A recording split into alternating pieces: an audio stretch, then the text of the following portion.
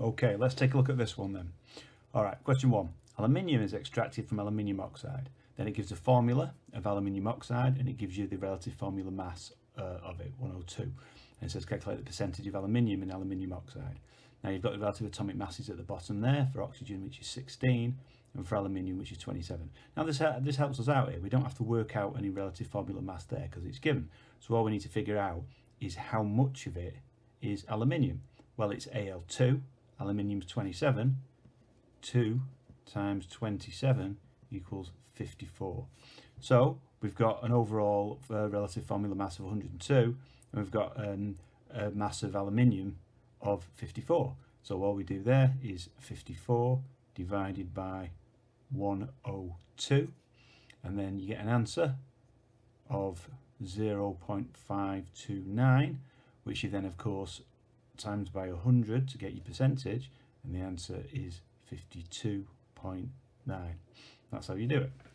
Okay, now moving on to aluminium. You sometimes get questions about the extraction of aluminium, how it's physically done, and you need to know about that. So aluminium is extracted from aluminium oxide using electrolysis. The diagram shows a cell used for the extraction of aluminium. So there we've got our positive electrode, which incidentally is made out of carbon, which you'll learn be important later on. We've got our electrolyte, which we're going to look at in a second, and then we've got the aluminium forming at the bottom at the negative electrode, and in this case the negative electrode is the whole bottom of the cell there that's used to do it. So the electrolyte contains cryolite. Why is that? Well, you need to know how aluminium is extracted, but I'll tell you about the cryolite now. All right, so cryolite lowers the melting point.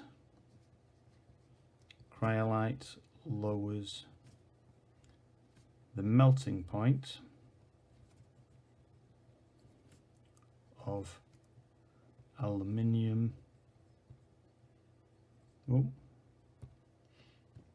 oxide. Okay, you have to melt the aluminium oxide, because if it's not melted you can't electrolyze it, because it won't be molten, it'll be solid, and you can't do an electrolysis with anything that's solid. And cryolite lowers the melting point. Why would you want to lower the melting point? Simple. Think energy. Think energy as many times as you can during exams. I mean, that goes through your physics, your biology, and your chemistry. So less energy is needed to melt it.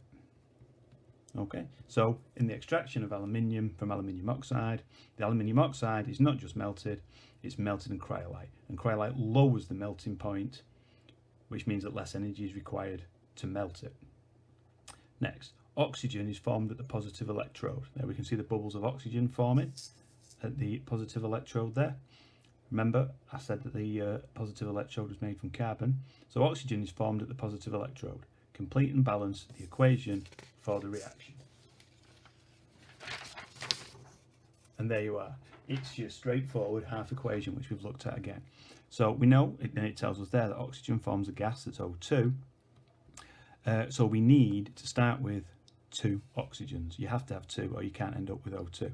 So each oxygen there is 2 minus, which means it has 2 extra electrons because it's an ion, and you're turning it into oxygen gas. So if you have 2 oxygens and each has 2 spare electrons, at the end of the day you're going to have 4 electrons left.